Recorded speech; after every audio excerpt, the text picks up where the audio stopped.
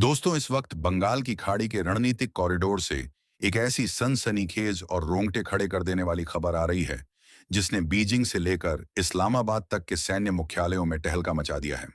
कल तक जो दुश्मन अपनी नई नवेली चीनी तकनीक से लैस हंगोर क्लास की पनडुब्बी के दम पर हमारी जल सीमा में घुसकर हमारे स्वदेशी महायोद्धा आईएनएस विक्रांत को अपने निशाने पर लेने की नापाक हिमाकत कर रहा था, आज उसी दुश्मन के कमांडरों के पैरों तले जमीन खिसक चुकी है और वे समंदर की गहराइयों में अपनी जान बचाने के लिए उल्टे पांव भागने पर मजबूर हो चुके हैं। सरहद पार बैठे जिन नासमझ आकाओं को यह गलतफहमी हो गई थी कि वे कूटनीतिक और सामरिक दबाव बनाकर भारतीय नौसेना के सबसे बड़े गौरव को बैकफुट पर धकेल देंगे,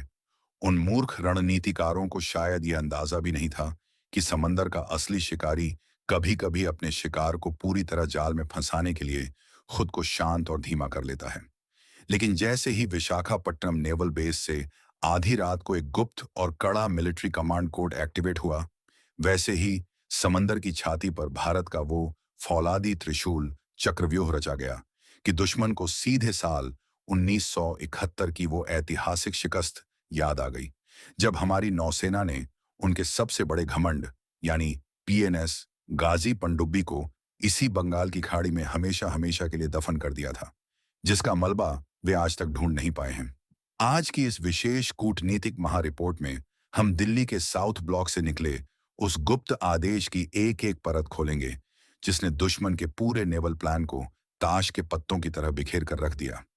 इस समंदर की गहराइयों में रचे गए असली नौसैनिक खेल और विशाखापट्टनम बेस से शुरू हुए इस महा ऑपरेशन की पूरी क्रोनोलॉजी को आज हम बेहद सरल, तीखे और कड़क शब्दों में समझेंगे।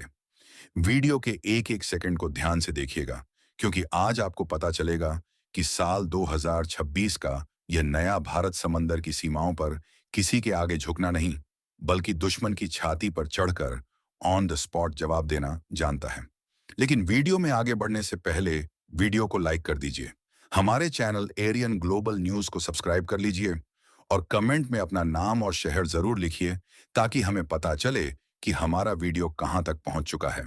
चलिए दोस्तों, अब वीडियो को शुरू करते हैं। दोस्तों, इस पूरे रोमांचक घटनाक्रम की शुरुआत तब होती है जब विरोधी खेमे के रणनीतिक गलियारों और उनके बिकाऊ मीडिया में एक अजीब सा जश्न का माहौल बनने लगा था। उनके कमांडर अपनी नासमझी में यह खोखला दावा कर रहे थे कि उनकी नई हाइब्रिड पनडुब्बी ने बंगाल की खाड़ी के बेहद संवेदनशील जल क्षेत्र में घुसकर हमारे आईएनएस विक्रांत को पूरी तरह से रडार पर लॉक कर लिया है। वे इस घमंड में डूबे हुए थे कि उन्होंने भारतीय नौसेना को सामरिक मोर्चे पर पछाड़ दिया है और कूटनीतिक दबाव बना दिया है। लेकिन असलियत इस झूठे प्रपंच के बिल्कुल उलट थी। हमारे ईस्टर्न नेवल कमांड और नेवल इंटेलिजेंस के जांबाज कमांडर बहुत पहले से ही इस पूरे समुद्री रूट पर अपनी पैनी नजर गड़ाए बैठे थे। जैसे ही दुश्मन की पनडुब्बी ने अंतर्राष्ट्रीय जल सीमा को पार कर हमारे रणनीतिक कॉरिडोर की तरफ कदम बढ़ाया, वैसे ही भारतीय नौसेना के एंटी सबमरीन वॉरफेयर सिस्टम ने उसकी एक एक हरकत, उसकी गहराई और उसकी आवाज यानी थर्मल सिग्नेचर को अपने रडार पर पूरी तरह रिकॉर्ड करना शुरू कर दिया था। यह भारतीय नौसेना की एक सोची समझी और बेहद खतरनाक हंटिंग स्ट्रेटजी थी। हमारे कमांडरों ने जानबूझकर दुश्मन को यह एहसास होने दिया कि वह पूरी तरह सुरक्षित है और उसका प्लान कामयाब हो रहा है। ऐसा इसलिए किया गया ताकि दुश्मन अति आत्मविश्वास में आकर अपने सारे नौसैनिक और कूटनीतिक पत्ते खुद ब खुद खोल दें। जब विरोधी खेमे के नासमझ लोग इस गहरे खेल को समझे बिना खुश हो रहे थे, ठीक उसी समय आईएनएस विक्रांत पर तैनात P-8I पोसाइडन विमान और आधुनिक समुद्री सेंसर्स ने समंदर के भीतर एक ऐसा अभेद्य इलेक्ट्रॉनिक जाल बिछा दिया था जिसने दुश्मन की उस पनडुब्बी की सटीक लोकेशन, उसकी गति और उसके भागने के संभावित रास्तों का एक एक लाइव डाटा सीधे विशाखापट्टनम मुख्यालय और दिल्ली के साउथ ब्लॉक को फॉरवर्ड कर दिया था। जैसे ही हमारी मिलिट्री इंटेलिजेंस ने इस बात की 100% पुख्ता पुष्टि कर दी कि समंदर की इस पट्टी पर केवल एक ही पनडुब्बी मौजूद है और उसके पीछे दूर दूर तक कोई दूसरा बड़ा बैकअप सपोर्ट नहीं है, वैसे ही भारतीय नौसेना ने अपना असली और विनाशकारी रौद्र रूप धारण कर लिया। विशाखापट्टनम बेस से देर रात एक बेहद कड़ा और गुप्त वीआईपी कमांड कोड जारी किया गया। इस आदेश के एक्टिवेट होते ही समंदर की लहरों पर एक ऐसा अभूतपूर्व त्रिशूल चक्रव्यूह रचा गया जिसकी कल्पना विरोधी देश के योजनाकारों ने अपने बुरे से बुरे सपने में भी नहीं की होगी। इस चक्रव्यूह की घेरेबंदी इतनी घातक थी कि दुश्मन का बचना नामुमकिन था। पहला सिरा सामने से स्वदेशी महायोद्धा आईएनएस विक्रांत ने अपनी असली सामरिक हुंकार भरी और अपने मिग लड़ाकू विमानों को टेक ऑफ पोजीशन पर खड़ा कर दिया। दूसरा सिरा भारत का दूसरा विशालकाय एयरक्राफ्ट कैरियर आईएनएस विक्रमादित्य अपने पूरे लड़ाकू विमानों के बेड़े के साथ बंगाल की खाड़ी के उत्तरी मुहाने को पूरी तरह ब्लॉक करने के लिए बिजली की रफ्तार से आगे बढ़ गया ताकि दुश्मन ऊपर की तरफ न भाग सके। तीसरा सिरा इस महाघेरेबंदी को और अधिक फौलादी बनाने के लिए भारतीय नौसेना ने अपने सबसे आधुनिक और अत्यंत विनाशकारी युद्धपोतों में से एक आईएनएस त्रिकंद को सीधे दुश्मन की पनडुब्बी के ठीक पीछे हंटिंग मोड में तैनात कर दिया। अब स्थिति यह थी कि आईएनएस त्रिकंद पर मौजूद अत्याधुनिक टॉर्पिडो और सबमरीन रोधी मिसाइल प्रणालियों ने दुश्मन की पनडुब्बी को तीन तरफ से ऐसे फौलादी शिकंजे में ले लिया था जहां से थोड़ा सा भी हिलना सीधे मौत को दावत देने जैसा था।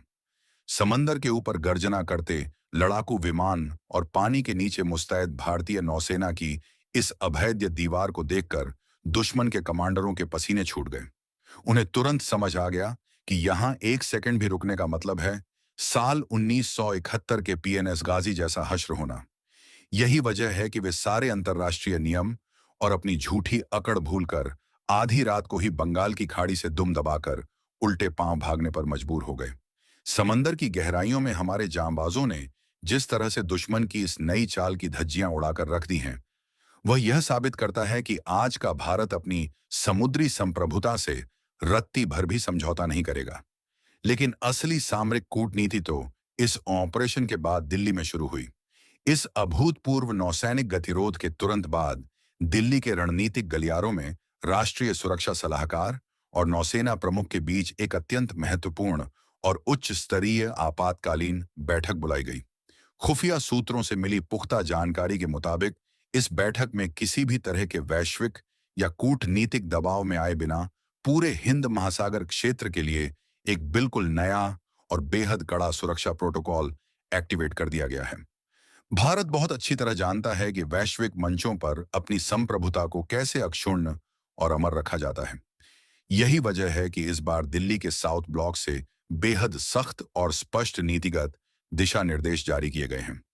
इस नई रणनीति के तहत भारतीय नौसेना ने बंगाल की खाड़ी से लेकर पूरे हिंद महासागर क्षेत्र में एक ऐसी सामरिक लक्ष्मण रेखा खींच दी है जिसे पार करने की हिमाकत अगर किसी भी विरोधी देश के नौसैनिक एसेट या पनडुब्बी ने की तो उसके खिलाफ बिना किसी चेतावनी के ऑन द स्पॉट निर्णायक और विनाशकारी रणनीतिक एक्शन लिया जाएगा।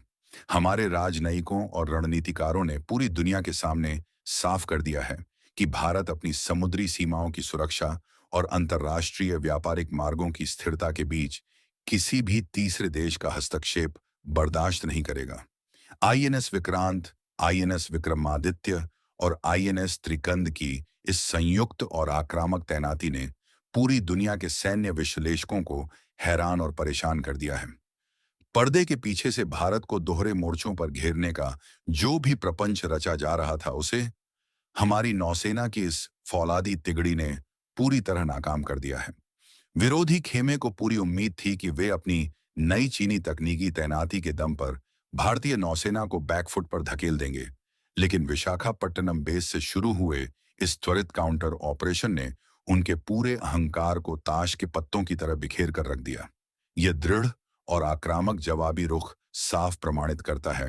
कि साल 2026 का यह नया भारत अपनी सीमाओं की रक्षा के लिए पूरी तरह आत्मनिर्भर है और किसी भी विदेशी उकसावे का ऐसा मुंहतोड़ जवाब देना जानता है कि विरोधी खेमे को दोबारा ऐसी हिमाकत करने की हिम्मत ना हो।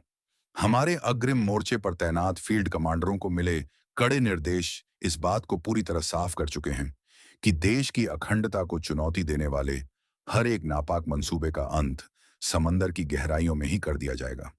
विरोधियों की यह छटपटाहट सिर्फ इस बात का सबूत है कि समंदर की बिसात पर भारत को उलझाने की उनकी हर चाल औंधे मुंह गिर चुकी है और भारत का यह नया सुरक्षा कवच अब हर खतरे को हमेशा के लिए दफन करने जा रहा है।